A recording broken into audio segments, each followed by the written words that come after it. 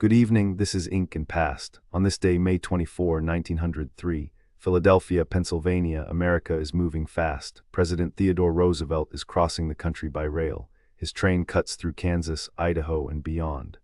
Out of Carlisle, Pennsylvania, a small school newspaper is watching closely.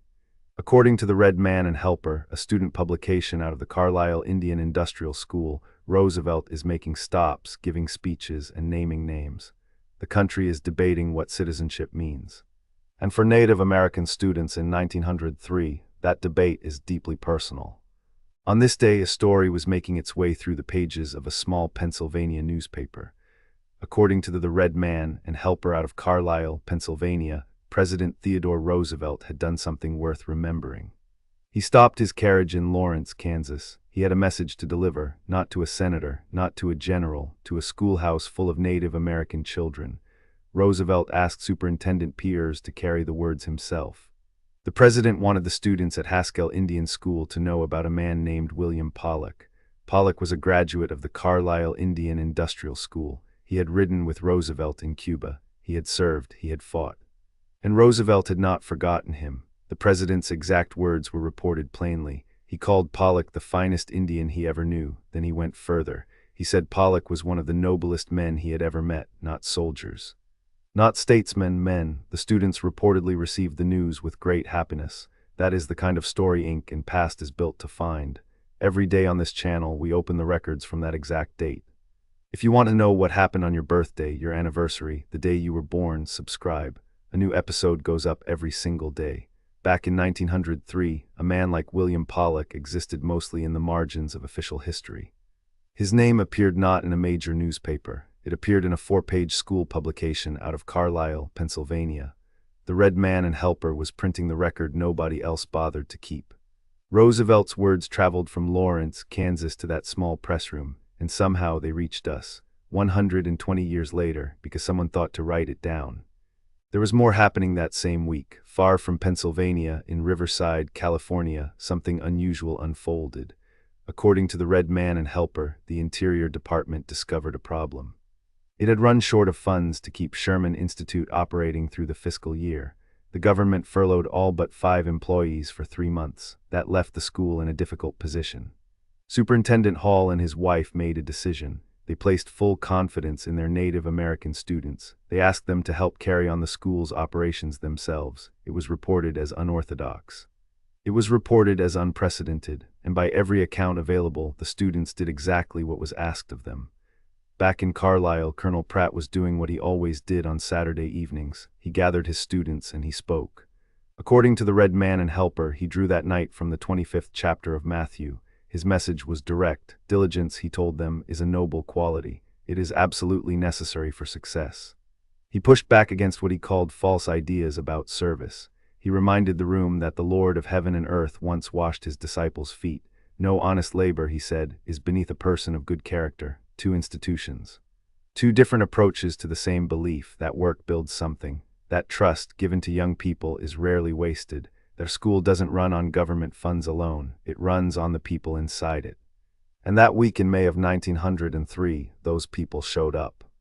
On this day, the news from Carlisle reached beyond the campus gates. Far to the west, President Roosevelt's train was approaching Pocatello, Idaho. A band of Blackfoot horsemen rode out from the reservation. They raced their horses alongside the moving locomotive into town. Roosevelt stepped out and addressed the crowd.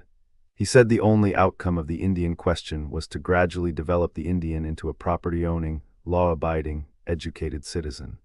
He said he was satisfied that reservation families were sending their children to school. He said they were beginning to own cattle and land. According to the Red Man and Helper, the Carlisle, Pennsylvania paper, the scene made an impression. But back at the school itself, the summer was turning harsh. The man on the bandstand column reported a drought gripping the region. Garden vegetables were drying up. The hay crop would be almost a failure. The grass was crying out for water. Still, small life continued. Miss Paul had acquired a tiny pet squirrel. It was receiving, the paper noted, the best of attention. The senior boys measured off a new tennis court in front of the gymnasium. Mrs. Pratt donated a bookcase to the editorial office. And groups of Indian girls continued leaving campus, sent out to work in local country homes. It was called the outing program. It was routine. It was the school's quiet insistence on assimilation, one placement at a time. That was May 24, 1903. We'll be back tomorrow with another date from the past. Subscribe to Ink and Past and follow history one day at a time. This is Ink and Past. Carlisle Indian Industrial School kept publishing through all of it. Colonel Pratt continued preaching diligence to his students. He told them no honest labor is beneath a person of good character. William Pollock's name traveled from Lawrence, Kansas to schoolrooms across the country. President Roosevelt said he would never forget him. According to the Red Man and Helper, students at Sherman Institute in Riverside, California eventually ran their own school after the government ran out of money. Superintendent Hall trusted them completely. Back in Carlisle, the spring of 1903 brought drought. Gardens dried up. The hay crop nearly failed, but the school's wheat fields were the finest in the area. Life continued, tennis courts, pet squirrels, girls sent out to country homes. The newspaper kept printing, the records kept. And on this day, May 24, 1903, Philadelphia's streets carried all of it forward. Good evening, this is The Archive. Tonight, New Orleans, Louisiana. The year is 1887. 3 years have passed since this city threw open its doors to the world. The world's industrial and cotton centennial exposition drew hundreds of thousands of visitors to New Orleans in 1884. Stockholders had gathered early that year to secure the venture's capital. The ambition was extraordinary, and for a season, it delivered. Now the fairgrounds are quiet, but the city is not. New Orleans in 1887 sits at a crossroads. The wounds of Reconstruction have not fully healed. The racial hierarchies of the Old South remain deeply embedded in law, in custom, in the daily life of every street corner and courthouse. Yet commerce pushes forward regardless. Cotton is king along the levee. Steamboats sit heavy in the brown water of the Mississippi, their decks stacked with bales bound for New York, for Liverpool, for the mills of the industrial world. Horse-drawn wagons clatter across the cobblestones before dawn. The dockworkers, many of them black men, some of them recently free, labor through the heat without rest. Across the nation, the railroads are building at a pace no previous generation could have imagined. According to the Lake Charles Commercial, an astonishing 6,768 miles of new track were laid across the United States in a single year. The iron web is tightening. New Orleans intends to be at the center of it. The gas lamps flicker on along the French Quarter's iron-laced balconies. The city breathes, it calculates, it endures. New Orleans, in the winter of 1884, was a city with something to prove. The wounds of Reconstruction had not fully healed. The cotton economy had suffered. The port, once the beating heart of American commerce, had watched rival cities grow faster and louder. But Louisiana was not finished, and the men with money knew it. Stockholders of the world's industrial and cotton centennial exposition gathered that January to discuss capital arrangements. According to the Lake Charles Commercial, the meeting drew considerable attention, not just in New Orleans, but across the state.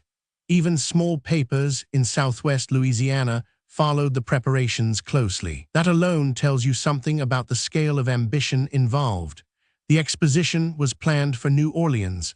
It was to be a World's Fair in the fullest sense of the phrase, a celebration of cotton, the crop that had built the South, and of American industry at its most ambitious hour. The organizers wanted the world to look at New Orleans and see a city reborn. The timing was deliberate. 1884 marked roughly 100 years since American cotton had entered the global market in earnest. Hence the name, the Cotton Centennial. It was history and commerce combined into one grand statement, and the country around it was moving fast. The Lake Charles Commercial reported that 6,768 miles of new railroad track had been laid across the United States in a single year, 1,883 alone. That number staggered the imagination. It meant that markets once out of reach were suddenly connected. It meant that New Orleans, with its port and its railroads, could be a hub for all of it. That was the promise the exposition was meant to fulfill. It was an argument made in iron and glass and exhibition hall banners. Come and see what the South has built. Come and see what it intends to build next. The main exhibition hall rose enormous and luminous on the grounds of what is now Audubon Park. Crowds moved through wide aisles in their Victorian dress. Machinery hummed. Banners hung from iron rafters. For a few months, New Orleans felt like the center of the American story again. Whether that feeling would last was another matter entirely. In January of 1884, the Lake Charles Commercial published a number that stopped readers cold. According to the paper, 6,768 miles of new railroad track had been laid across the United States in a single year. 1 year. That was 1,883. To put that figure in context, it was enough iron rail to stretch from New Orleans to San Francisco and back again, with miles left over. The nation was not merely building a railroad network, it was consuming the continent. For readers in southwest Louisiana, that number carried a personal weight. Lake Charles sat in a region still hungry for rail connections. Every mile of track laid somewhere else was a reminder of what they did not yet have. The wire dispatches reaching small papers like the Commercial carried news of a transformation happening faster than anyone had predicted. New Orleans understood this better than most. The Mississippi River had made the city. For generations, the great waterway funneled the produce of the interior, cotton, grain, sugar, down to the port and out to the world. No other route existed. No other route was needed, but the railroads were redrawing the map. Markets that once had no choice but to ship through New Orleans now had options. Chicago was rising. Cincinnati was rising. Rail lines were threading through territories that flatboats could never reach. The river's monopoly was cracking. It was reported that Louisiana boosters watched this shift with a mixture of urgency and ambition. New Orleans could adapt. It had done so before. A city with the port, the labor, and the commercial infrastructure could become a railroad hub as easily as a river hub. The question was whether the investment would come in time. The Gilded Age rewarded speed. It rewarded capital. It rewarded the men who moved first and moved boldly. In 1884, New Orleans was still moving. The World's Fair was coming. The rail lines were extending. The city believed it stood at the edge of something enormous. That belief was not unfounded. Whether it was enough was still being decided. In the Calcasieu Parish Jail, in February of 1884, 4 men were being held. The Lake Charles Commercial recorded their presence in a brief item. Terse, businesslike, almost indifferent. One of them was identified only as Lunt. The paper noted 2 things about him. He was colored, and he was charged with murder. That was the full entry. No first name, no account of the alleged crime, no detail of circumstance. Just a race and a charge, set down side by side in the ordinary notation of the day. Another prisoner was named Martin White. The charges against him were not specified. The names of the remaining 2 men were not recorded at all. This was the machinery of post-Reconstruction justice in Louisiana. Not dramatic, not theatrical, quiet and systematic. Race entered the record the way weather entered a ledger, as simple fact, requiring no explanation. Louisiana had formally ended Reconstruction in 1877. The federal troops were gone. The political protections that had briefly extended to black Louisianans were being methodically dismantled. What remained was a legal apparatus that treated race as a category of documentation. In the same weeks, the trial of H.F. Jenkins and Ned Jenkins was reported as underway. The Commercial noted it without elaboration. The charges were unclear. The 2 men shared a surname. They were tried together. The frontier parishes of southwest Louisiana were rough jurisdictions, and violent crimes were not rare. What the paper chose to record and what it chose to omit tells its own story. These cases did not make national news.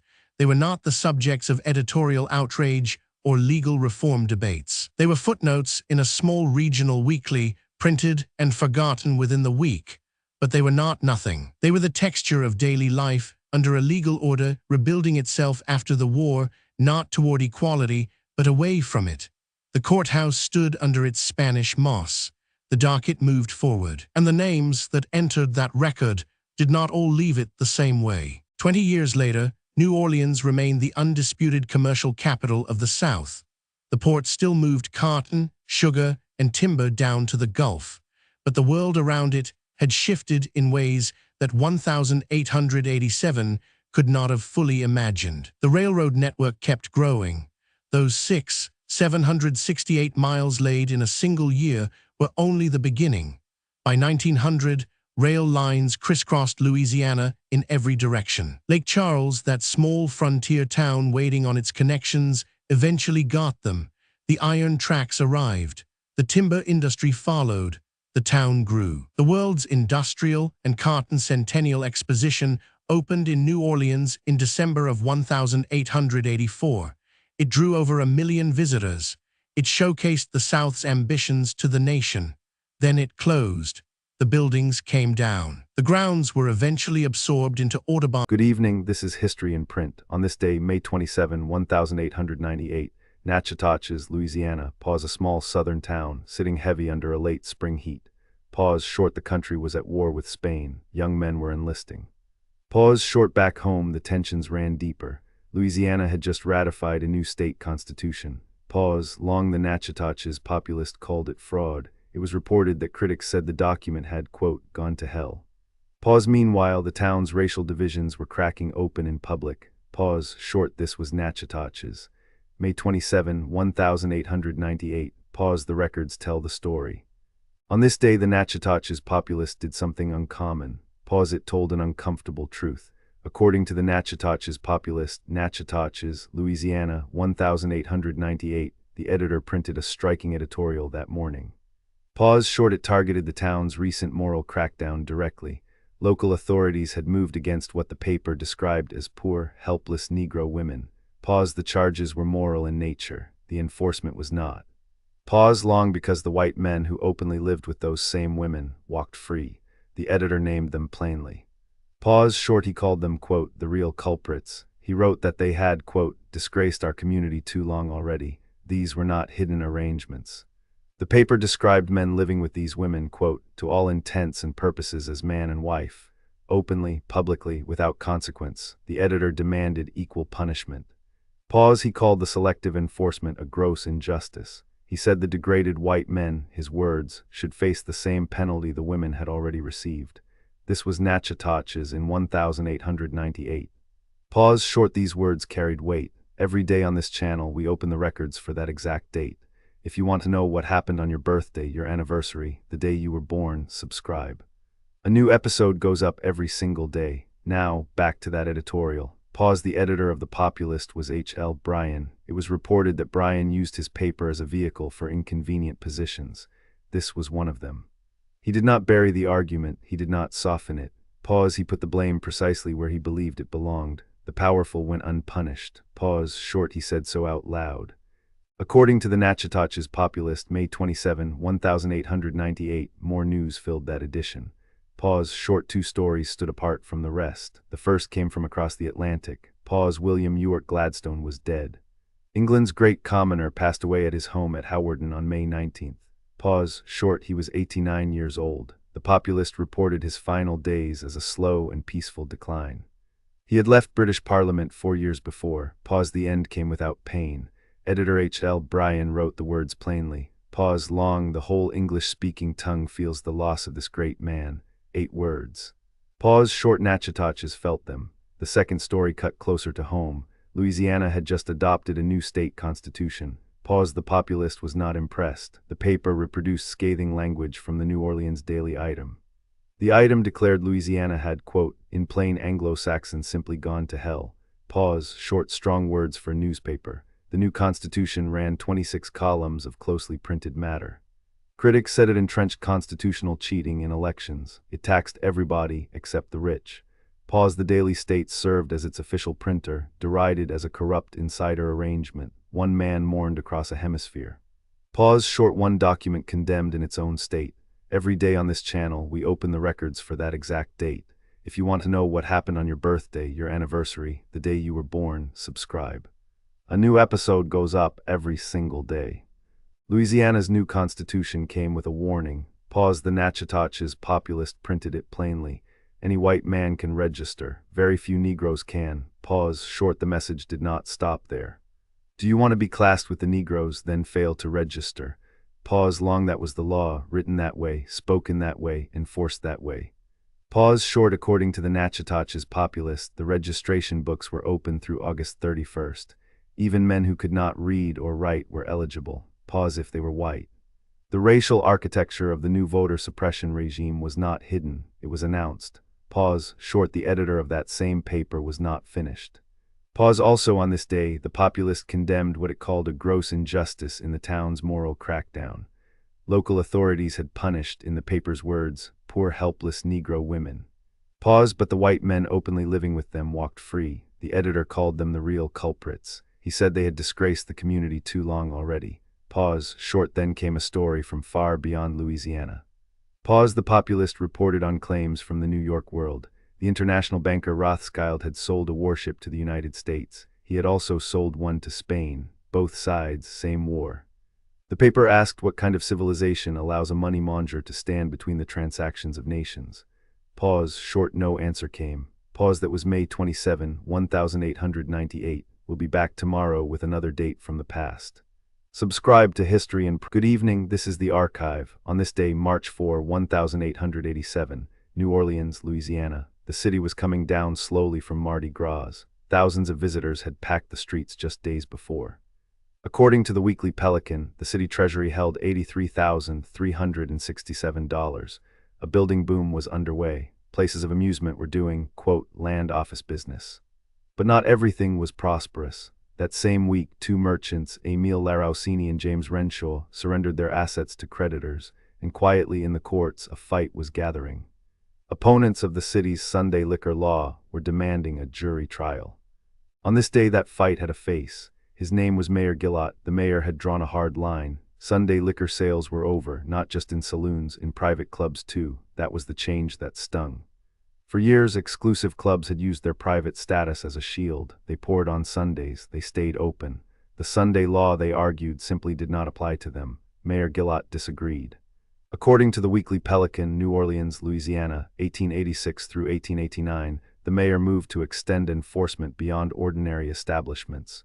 No exceptions, no carve-outs for the well-connected. It was a bold move in this city. New Orleans was not built on restraint. It was not built on sobriety. The Crescent City ran on commerce, on pleasure, on the particular freedom of a place that had always done things differently. And now the law was reaching into the clubs. Business owners did not accept it quietly. They organized. They announced they would demand a jury trial. That was the escalation. They were moving the fight off the streets and into the courtroom. It was reported that Judge Albert Voorhees was connected to the proceedings as the legal challenge took shape. The implications stretched far beyond Sunday whiskey. This was a question about who governed New Orleans, about whether religious conservatives could reshape a city built on something else entirely. The temperance movement had momentum across the country that year. But New Orleans was different ground. Every street corner knew it. Every barroom knew it. That morning the law was being enforced. Clubs were being shut down. Owners were being cited. And lawyers were already drafting arguments for a jury that had not yet been seated. The collision was coming. Commerce against conscience. Civil liberty against the Sabbath. And New Orleans, as always, would make it something to watch. On this day, the city was counting more than just revelers. It was counting its own. According to the Weekly Pelican, Reverend Henry Max Heller had been elected rabbi of Temple Sinai. He was young. He was newly arrived. Few could have predicted what followed. Heller would lead that congregation for decades. He became a prominent voice for labor rights, civil reform, and racial justice in Louisiana. It began quietly with a vote in the winter of 1887. Temple Sinai was one of the most established Reformed Jewish congregations in the South. His election was noted briefly. The paper moved on, but history did not. Meanwhile, the city's building boom was masking deeper cracks. That same week, two men surrendered what they had built. Emile Laroussini, a hatter, made an assignment for the benefit of his creditors. James Renshaw, a cotton merchant, did the same, both in the same week. An assignment meant handing your assets to a trustee. It meant the end of something. It was reported that New Orleans at this moment was booming. Construction was rising. Theaters were packed. The Academy of Music was preparing to welcome actor John T. Raymond the following night. The Economy Benevolent Association was approaching its 51st anniversary. The streets were loud with celebration. And yet two men quietly walked away from everything they owed. No crowds marked it, no bands played. The Weekly Pelican recorded it in a few lines. Commerce in New Orleans could be generous, it could also be merciless. Sometimes both in the same week. Rabbi Heller would remain at Temple Sinai for over 30 years. He became one of Louisiana's most outspoken voices for labor rights and civil justice. The Sunday law fight moved into the courts, as promised. New Orleans, being New Orleans, did not stay closed for long. Mayor Gillott's crackdown faded against the city's deeper instincts. According to the Weekly Pelican, New Orleans, Louisiana, 1886 through 1889, the city that held $83,000 in its treasury and shuttered schools for Mardi Gras, was never truly interested in restraint. It was interested in surviving, and mostly it did.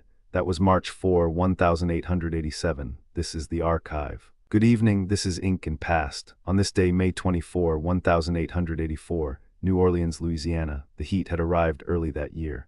Summer pressed down across the Gulf Coast with familiar authority.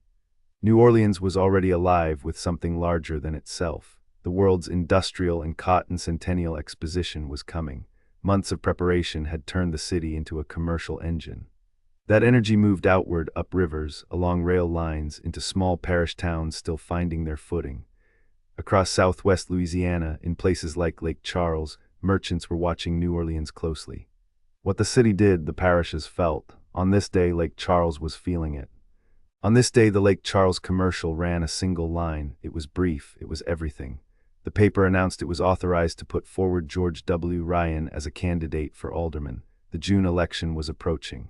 That one sentence was his entire campaign launch. In 1884, that was enough. Lake Charles was a small lumber and cattle town on the edge of Calcasieu Parish. There were no campaign rallies, no printed handbills flooding the streets, no telegraph wires humming with political strategy. There was one weekly paper, and if your name appeared in it, the town knew your business. George W. Ryan likely understood that.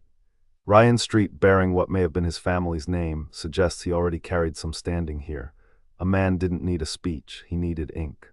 According to the Lake Charles commercial, the paper itself served as the authorizing voice. It didn't just report the candidacy, it announced it. That's a different thing entirely. The editor and the civic structure were, in many ways, the same organism.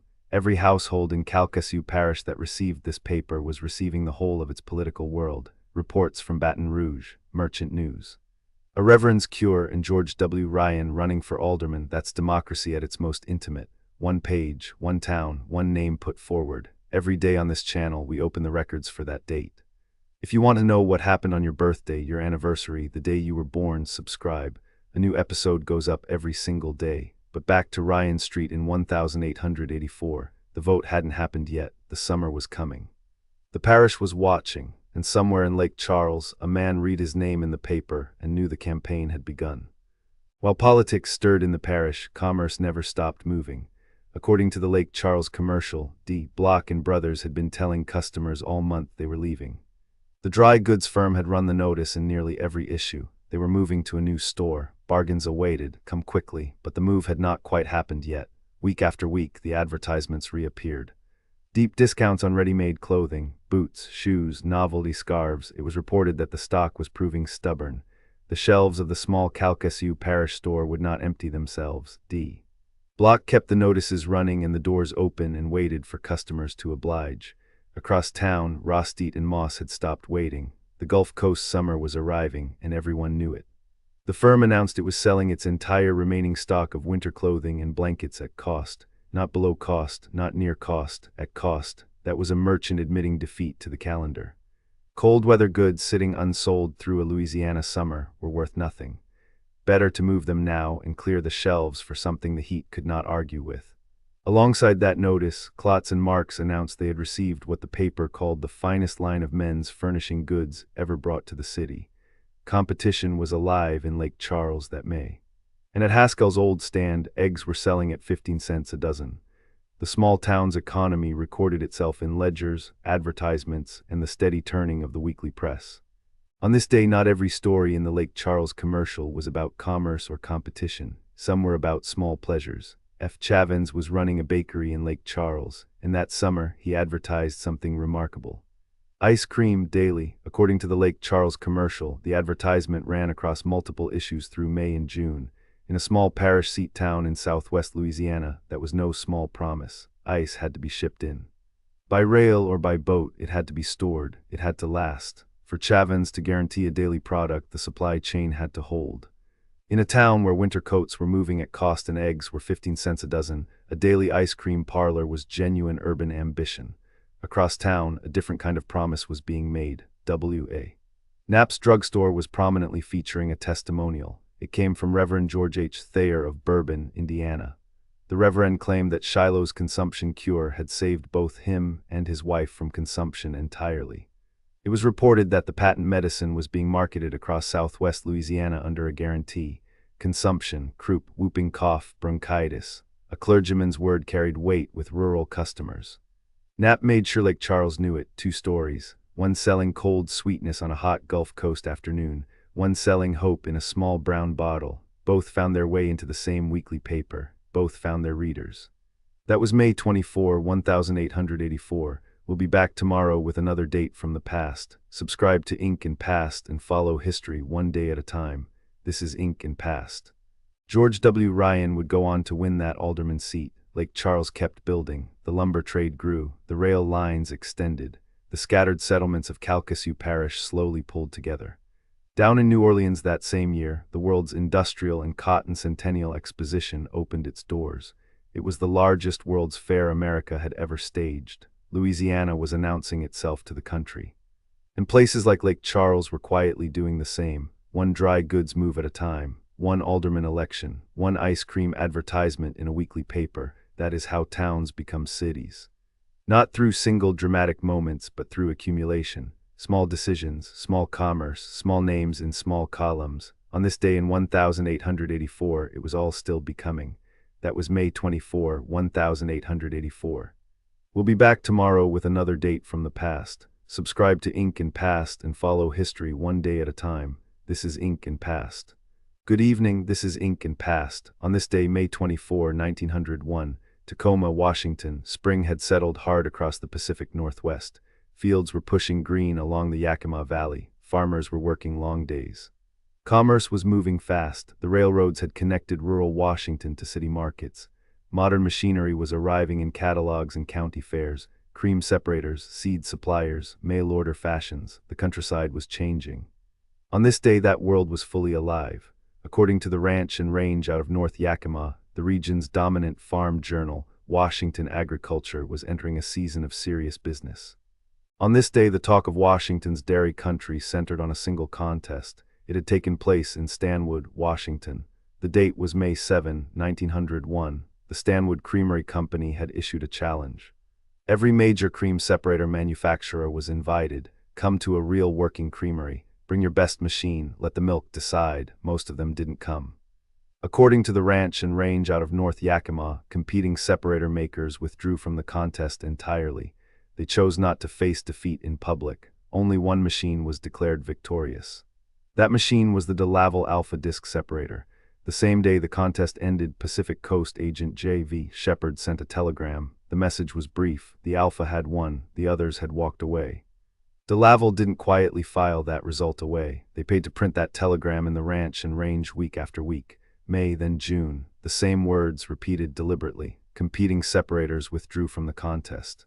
It was a calculated move. Washington farmers were skeptical buyers. They had seen plenty of claims before, but a public trial at a real creamery, that was different. That was evidence they could trust. The company also used the moment to advertise its full line. The smallest model, called the Hummingbird, handled 250 pounds of milk per hour. It sold for $65. The largest, the Dairy Turbine, processed 1,000 pounds per hour. That one ran $225. There was a machine for every operation, large or small. Every day on this channel, we open the records for that date. If you want to know what happened on your birthday, your anniversary, the day you were born, subscribe. A new episode goes up every single day. The Stanwood contest was more than a sale. It was a new kind of argument. On this day, the Ranch and Range was also celebrating something quieter, 18 years of continuous print. According to the Ranch and Range, North Yakima, Washington, Miller Freeman had been publishing that paper since 1883. By 1901, it had absorbed several rival agricultural journals.